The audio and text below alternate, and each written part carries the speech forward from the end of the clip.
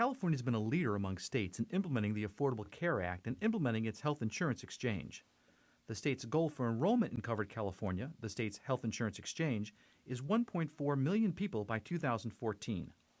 According to the Kaiser Family Foundation, this could have a profound effect in reducing the number of uninsured in places like the San Joaquin Valley by more than 40%.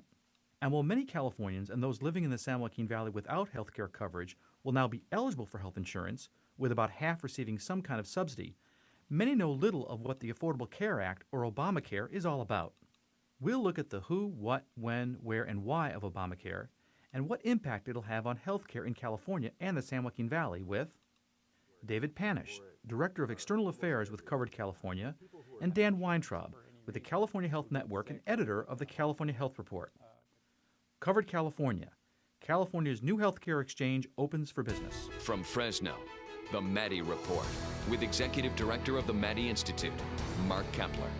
Welcome. For 2014, California hopes to enroll 1.4 million people in its new healthcare exchange, Covered California. David Panush is the Director of External Affairs with Covered California, and they're tasked with making this daunting task happen. So welcome to the Maddy Report. Thank you very much. So quickly, what is Covered California and what does it do? Well, healthcare is very personal. And let me just start by giving you an example of someone that might benefit from this and how this would give you an idea how this would work. I had a friend that I grew up with, name was Greg, went to school with him. Brilliant guy, IT expert, became an independent consultant in the Bay Area. But he lost his job, was able to get insurance because he had pre-existing conditions. And one day, recently, a couple months ago, he was at a grocery store. He had pains in his legs and collapsed and was taken by ambulance to the local hospital and died. So, this is someone who should have had insurance, knew that he knew that he had to have had insurance, but wasn't able to get access to a doctor. And you kind of wonder, if he was able to get coverage, would he still be alive today? I think there are a lot of people like that who are out there today that want coverage, can't get it. What we are doing is offering a new marketplace, a new way so that they can access insurance that's affordable and that's something that's attractive to them, that meets their needs. So who can use Covered California? I mean, who does it cover and who doesn't it cover? So it covers the people in California who are eligible for it are almost everyone. The people who are going to benefit from it the most, though, are people who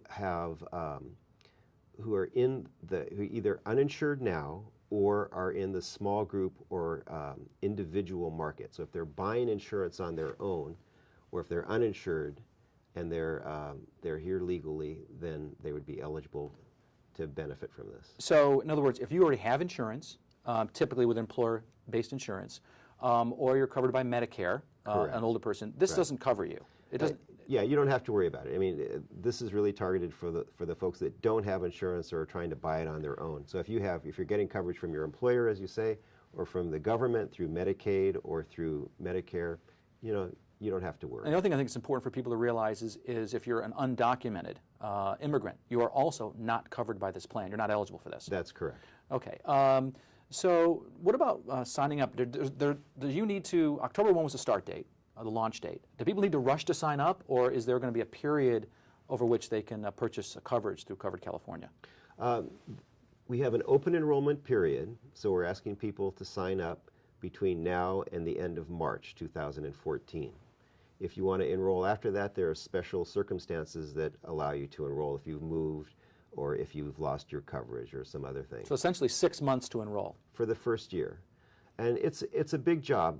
We used to say that enrolling in health insurance was going to be as easy as getting a book on Amazon. But we know that health insurance is a little trickier than that. This is more like trying to do something on TurboTax. Okay. And people are going to need to take a look at what the options are there. We suggest people go to our website. It's coveredca.com. A little plug. You can look at our plan choices. You can see how much it costs. You can see if you're eligible for premium assistance from the federal government and make an informed choice. So what do these plans cover? I've read about these 10 essential benefits. Is that what all of these plans are going to cover? All of the plans, because of what the Affordable Care Act did to make it easier for consumers to compare on an apples-to-apples basis, all of the plans have the same basic benefits to it. So they all are going to cover doctor So how are the visits. plans different? The big difference is on cost sharing. So if you are buying a platinum plan, for example, and you'll hear people talk about Sounds these, like the best these plan. precious metals, it means that your premium is going to be higher, but your co-pays and deductibles, your cost sharing is going to be much lower. So that's 10%, I think, in the platinum plan. It goes all the way down to the bronze plan. That's right. Which is About 60%. So it's about like, 60% covered. Okay. Right. So if you want a lower premium, you want to take a chance that you're not going to get sick, you may want to consider a bronze plan. If you're less risk averse, you may want something that's a little more expensive on the front end. You balance it out. If you're going to the gym, maybe the bronze plan. If you're not, maybe you ought to get the platinum plan. What about the doctor issue and the hospital issue? Are you going to be able to see any doctor you want under these plans or go to any hospital you want? So just in the same with managed care plans now, many of them will have networks that are defined by the plan. And so when you sign up, when you go to our website, you'll be able to put in what doctor or hospital you're interested in. It will tell you which plans are affiliated with that doctor or provider. So just like normal insurance, in regular insurance, you don't get to go to any doctor or any hospital. You've got to figure out, is your doctor covered by this plan? That's correct. Okay. Well, up next, what is health insurance going to cost for consumers who purchase it under Covered California? That conversation in a moment. This is the Maddy Report.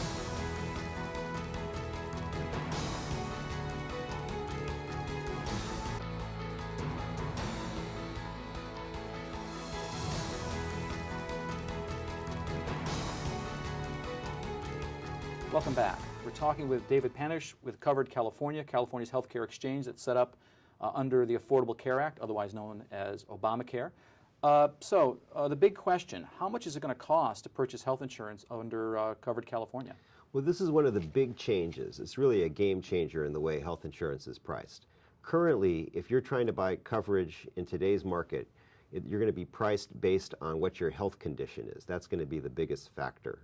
Now, your rates are going to be based on just three things. They're going to be based on your age, where you live, and what rating region you're in, and your family size and income. Those are going to be the key factors. So depending on if you are low income, if you are with a family of four, if you're making up to $94,000, you may be eligible for some significant premium assistance from the federal government that will help you pay for the cost of your coverage for you and your family. Okay, I want to talk about that in a minute, but I wanted to ask you, the costs are a little different in California compared to other states. What explains that difference? You know, healthcare costs vary even within California, depending on what region you're in, and they're going to vary from around the state too. One of the things that we have done is by using the purchasing power of, what we hope will be over 1 million lives, we think that we've been able to negotiate the best rates that we possibly can with the healthcare plans in California. So we are very proud of the competitive rates and affordable rates that we've been able to negotiate. You were talking about some of the help that might be provided to some folks to lower the cost of their insurance. One of those things is tax credits. So can you talk a little bit about the tax credits? You were talking about the fact that a family of four who makes up to $94,000 might be eligible for tax credits? That's right. So the way this works is that when you apply for coverage, our online enrollment form will ask you what your family income is. And this is a tax-based program. And so you're making a projection about how much money your family will be making, your household will be making for the 2014 tax year. Taxable income? It's adjusted gross income. Okay. This is basically your adjusted income. And then it will give you a calculation of how much premium assistance you will get. It's on a sliding scale basis. And so the lower your income, the more help you get from the federal government. And then what the federal government does is it writes a check for that amount to the health plan that you choose. And then, so you don't get a check from the government and spend it whatever you want. That's right. So they write it to the health plan as an advanceable tax credit. Okay, what about Medi-Cal or Medicaid, things for poorer people? If they come in under the plan, what's the level at which someone can say, listen, I'm too poor to pay for this, so therefore the government's going to pick up the cost? So there are two big game changers here also in the area of Medi-Cal. So one is that it's much easier to enroll. One of the things that we have done is created a single streamlined application for both Medi-Cal and for Covered California products. So if you're interested in healthcare, come on down to our website and check it out, and we'll make a determination about whether you're eligible for whatever program is going to benefit you the most. In terms of Medi-Cal, we've also expanded the eligibility so that even if you don't have children now, just based on your income, it's likely that you may be eligible for Medi-Cal if your income for a single is about $14,000 or below. Yeah, I think the poverty level is $11,490. That's considered poverty for an individual. And under your plan, they're going to expand Medi-Cal to cover not just those people, but all the way up to $15,856, which is 138% of the poverty level. So well, you've done your homework, bit, yes. Yeah, a little bit well more. Well done, yes. There's so many numbers here, it's hard to keep track of everything, right. For sure. What about adults that are under 30? Can they opt to buy a low-cost catastrophic plan? Because I figured, listen, I'm not really going to get sick, so I don't need a full-fledged plan, but I want to cover myself just in case something really bad happens. That's correct. So there are catastrophic plans. You know, they're going to be cheaper, just like with your premiums are going to be cheaper. But if you get sick, you're on the hook for that front-end expense. But for a lot of young people, you know, this might be an attractive option for them to take a look at. Now, doing more homework here, I found out that the out-of-pocket cost under this catastrophic plan that you're offering is $6,400 a year deductible. So anything you have to pay that, but over that, the insurance would cover it. Right. What about the penalties you're hearing about? You know, the individual mandate. What happens if you don't buy insurance when you're supposed to? What's the penalty? So the first-year penalty, which is assessed when you pay your taxes by the federal government, so we're not involved in that, is $95 or 1% of your income, whatever is greater, and that does increase over time. And the goal here is to provide an incentive for people to, we think, do the right thing, and so that everyone is taking some responsibility to pay for their health care. So if you pay the penalty, you pay $95, you're not getting any coverage. That's right. But that figure is going to go up in 2016 to $695, right, or 2.5% of your annual income. So the idea is to get people to pay for insurance to cover them in case they have a catastrophic health problem. That's right. I mean, the idea is that everyone needs to be in the tent. Now, I have to say that all of our research and, you know, just talking to our consumers, and I'm sure that people that you know, I mean, you know, when you talk to people, they want coverage. This is not something that's foreign to them. Many of them have had coverage before. They've lost it. They understand the value of it. They're worried by not having coverage, and it's something that's we think is going to be very attractive. We think people are going to want to buy what we're offering. What about the argument that, listen, you can't deny, insurance companies can't deny coverage anymore, so I'm just going to wait till I get sick before I buy the insurance? That's the reason why we have this open enrollment period.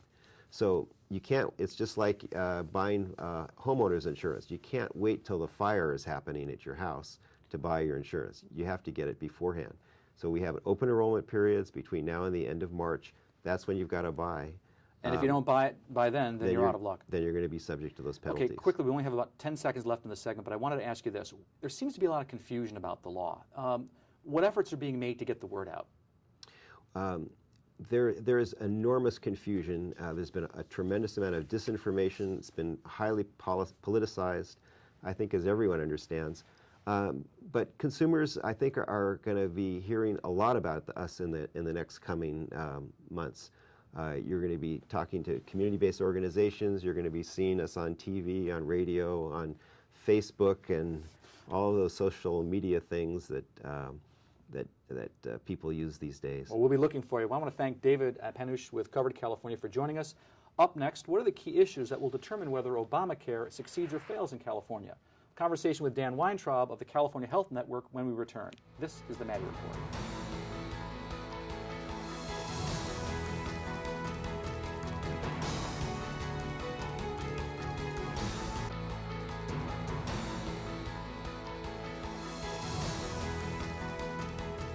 Welcome back. Our next guest is Dan Weintraub, a veteran political reporter, columnist, and public policy expert with the California Health Network and editor of the California Health Report. Welcome back to the Maddy Report. Thanks. Good to be here. Is the Affordable Care Act or Obamacare experiencing some shakeout blues? Definitely had a rough first week. Nothing like this has ever been done before, but they had 1 million hits on their website in California alone. A lot of those people had to wait hours or even days to get through, but it seems like they're starting to iron out the glitches as they go forward. Positive news and negative news. And the positive news is a lot of people are signing up. The bad news is they have to wait to get on. The Affordable Care Act, or Obamacare, seems to be misunderstood by some and a complete mystery to many others. Does Obamacare, or the Affordable Care Act, which people, by the way, think are different things, are the exact same thing, does it have a PR problem?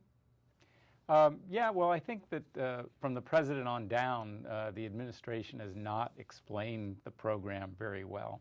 I guess at some point you have to figure voters and consumers aren't going to pay close attention until it's right in front of them, and there's a 3-year lag time on this. But I don't think that that the president and his people did a great job explaining to folks what this was all about and how it was going to affect them. Well, Covered California is saying that we're going to see a lot more commercials and advertisements about this law to inform people. I guess we'll see as we go forward in these following months. What about the outreach? It seems to be focused on these folks called the Young Invincibles. Who are they, and why focus on them? I think you're mainly talking about 21 to 34-year-olds, roughly in that range, or 18 to 34-year-olds. Who watch shows like this? Exactly. Young people who historically have not bought insurance either because they couldn't afford it or it just wasn't a priority for them. Young invincibles means they think they're invincible. They're not going to get sick. They don't think they're going to get hurt, although probably more of them get injured than sick. And then when they do, they have these huge bills that can saddle them with debts for much of the rest of their life. It's tragic. And the goal of this program, one of the goals, is to bring them into the insurance pool. One reason is that because they are healthy, if they pay in, the money that they're paying in can be used to help people who are older and sicker and kind of balance everything out. And then when those young people advance in age and are more likely to get sick, the program would be there for them. Kind of the basics of insurance, right? And if you buy car insurance, if only people get accidents by car insurance, the rates are going to be very high. So you have to spread that risk. Exactly. What about Hispanics? Hispanics make a large portion of those young people without insurance in California. How are they reaching that population? Well, they're definitely doing a massive bilingual or multilingual promotion campaign, both on television, radio, ethnic media, and then unique to this program, probably Covered California is really reaching into neighborhoods and communities and training folks in volunteer groups, civic associations, community-based organizations to talk with their friends and family and neighbors and explain this program, what's available, and why people might want to go ahead and get the insurance. There's been some argument by the critics that say that big companies are now going to drop employees' health insurance, or they're going to drop their hours under 30 so they're not covered. Are those legitimate fears? With major companies, probably not. I mean, they've been providing insurance. Most of them have. I think over 90% of them provide insurance now with no penalties, no threat of anything. They've just done it because the market for labor induced them to do it in order to hire and keep good employees. So there's not much reason to think that those companies will drop insurance.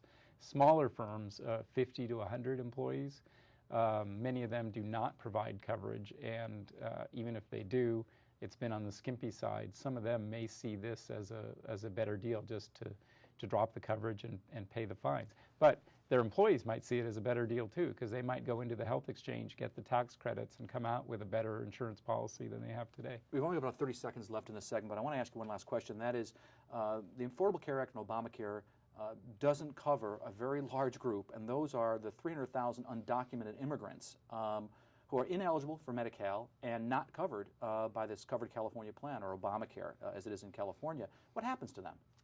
They will continue to be the responsibility of the counties. The counties historically in California have been the health care provider of last resort.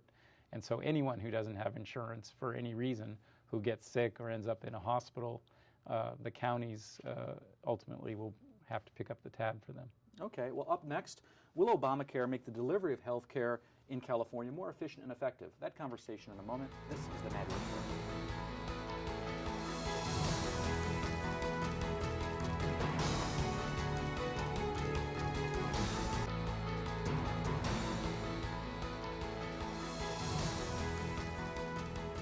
Welcome back. We're talking with Dan Weintraub, the editor of the California Health Report. So critics charge that increasing the number of insured will overwhelm the healthcare system. Is that going to cause a problem in terms of getting doctor's appointments? It's definitely going to be a problem, mostly for people in Medi-Cal, the government program for the poor. In that program, the doctors are already spread so thin that folks have a very hard time getting in to see one now. You add an extra 1 million people, that's going to be a challenge. The feds are giving the state more money for 2 years to increase reimbursements for those doctors, so that might help lure more of them into the fold.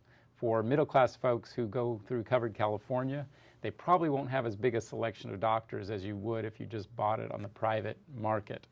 But the medical industry is starting to make some adjustments and starting to use people more effectively and efficiently, particularly like nurse practitioners and physician assistants, so the doctors don't have to do everything. So it's going to bring about some changes in the way we get our health care. But you know, probably for most folks, they're not going to notice a huge change. You know, you were talking about the poor folks who get things under Medi-Cal in California, which is the federal Medicaid program here. One of the problems with that program has been that the reimbursement rates are kind of low, and doctors, therefore, don't want to take these patients. Are they going to? They're now going to be covered, but are they going to be able to find a doctor? Yeah. Well, one of the things the Obamacare does is that for the first 2 years, the feds are going to pay the state to increase the reimbursement for those doctors. Is it going to be enough? It's going to be up to the same level as paid in Medicare, and there doesn't seem to be a shortage of doctors who take Medicare. The question is what happens in year 3 when those subsidies run out. The state's either going to have to pick up the tab, or you're probably going to see the doctors pulling back again. What about the cost of health care? Do you think this new health care law is going to bend the health care cost curve, at least slow down the rate of growth? I don't really see much in there that's likely to do that. I mean, certainly the overall cost of our health care is going to go up because so many more people are going to have access to it. The per person cost probably won't be affected too much one way or the other by this. This law is really about insurance more than it's about health care. It's about giving people access to coverage so that they can sort of have the ability to get in to see a doctor, but it doesn't really do a whole lot to change health care or the cost of health care. What about the argument that, you know, under those 10 essential things that are being covered, a lot of it has to do with preventive maintenance. I mean, going and seeing your doctor instead of waiting until you're really sick and going to the emergency room. Won't that slow the cost of health care? It should in theory, and also for people who have chronic diseases like diabetes and heart disease, hypertension, those kinds of things. If they get in and see a doctor, get on medication, take it regularly, then the cost of their care should decline over time. But it's going to be so hard to put a finger on that because there's so many different variables. The population is aging. We're naturally costing more. Technology is driving up costs. Isolating whatever happens in this law, it's going to be really tricky. But it would seem that if you're taking your blood pressure medication and therefore not having a heart attack, blood pressure medication is going to be a lot less expensive than getting picked up by an ambulance and going to an emergency room. If that works, then that would definitely lower those costs. What about the effect of Obamacare or the Affordable Care Act on saving the state of California some money? You know, maybe that they have newly released prison inmates might be able to get some treatment. I think it's 90% covered by the federal government under this plan. Isn't that going to save the state of California money? There are definitely some places where you'll see savings to California taxpayers. That's one of them. It's maybe in the tens of millions of dollars.